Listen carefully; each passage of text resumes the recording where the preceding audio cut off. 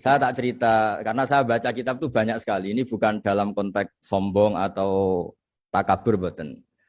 Saya cerita baca kitab banyak itu supaya sampean tahu bahwa pikiran saya ini mamlu dipenuhi dengan pikiran-pikiran ulama dulu karena saya sering baca. Jadi tidak pikiran saya sendiri. Khusyuk itu maknanya takut. Ya takut itu ya maknanya takut.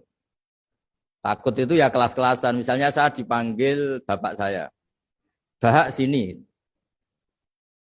Sekedar datang ke tempat itu meskipun nggak niat nurut, saya ulang lagi, sekedar datang ke tempat beliau manggil saya meskipun nggak niat nurut, itu sudah satu poin tertentu.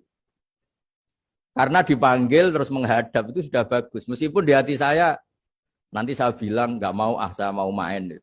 Tapi itu sudah poin tersendiri. Karena bandingannya akbala dalam bahasa Arab itu adbaro. Adbaro itu dari kata dubur. Dubur itu membelakangi. Daripada misalnya dipanggil bahak sini, malah lari, menjauh, membelakangi. Kalau dalam bahasa Arab, adbaro. Adbaro itu menjadikan duburnya di belakangnya. Makanya bandingannya akbala itu menghadap dengan muka. Kalau adbaro, orang di belakangi pakai duburnya. Makanya dalam bahasa Arab disebut adbaro. Nah, sehingga terburuk dari seorang hamba itu adbaro. Dipanggil ndak moro, dipanggil ndak menuju yang dipanggil, malah menjauh. Nah menjauh ini dalam bahasa Arab itu kadang dibahasakan tawalla. Tawalla itu mengu itu menghindari. Atau adbaro, membelakang. Jadi kalau Anda sholat kok masih sering salah. Dan saya yakin semua orang juga gitu kalau nggak nabi, nggak wali itu. Itu ada ya kesalahan-kesalahan yang tidak fatal-fatal banget. Karena ada kebaikan yang Anda lakukan. Yaitu ketika Anda dipanggil, Anda istijabah. Anda mengiyakan dengan menghadap. Ya, itu sudah bagus. Nah setelah menghadap ternyata disuruh apa itu tidak nurut. Disuruh apa tidak nurut itu satu kesalahan yang tidak mengganggu poin pertama tadi Anda menghadap.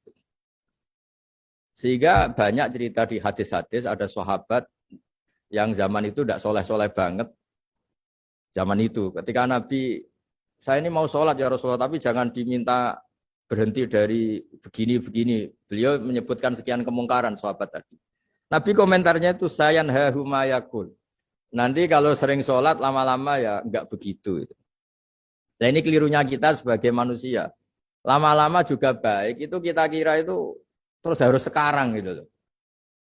Nah itu keliru. Harus sekarang itu keliru. Bisa saja kita ini setiap sholat pasti sudah ditulis Allah nanti itu mati baik. Lala nanti habis asar sebelum kita maksiat sudah mati. Habis sisa sebelum kita maksiat lagi sudah mati. Jadi barokahnya sholat itu ada waktu yang potensi ya. Potensi sholat itu akhir kenangan kita. Sholat itu identitas kita. Sholat itu status kita.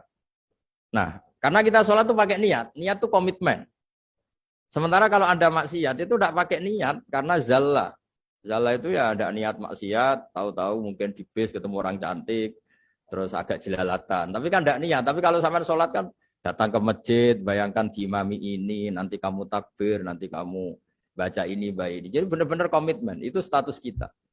Kata Said Zabidi disebut mautinuhu wa haqiqatuh. Baiknya umat Islam itu kalau taat itu mautinuhu. Itu alamat resminya. Itu statusnya. Kata Said Zabidi. Tapi kalau dia maksiat itu zallah. Zallah itu kepleset. Jadi tidak pernah jadi status kita. Semoga semua maksiat kita ini tidak status. Tapi zallah. Tapi ketika taat itu status, hakikat kita. Maka fal'ubudiyah ya haqiqatuh wa mautinuhu wa dhatuh. Ini kata Said Abdul Az-Zabidi pengarang Ithaf, orang Islam itu orang yang ketika ibadah itu identitasnya. Betul, ketika ibadah itu Allahu Akbar, dia berharap rahmatnya Allah gini-gini. Nah ketika salah, dia zallah. Dia ngantor ya ada niat korupsi, dia ingin membenahi negara ini. Dia nyai juga agak ingin macam-macam.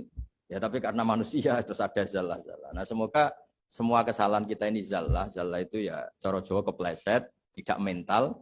Dan semua kebaikan kita ini mental, yaitu kebaikan yang jadi tempat kita, identitas kita, haqiqatuh wa mautinuhu wa dzatuh.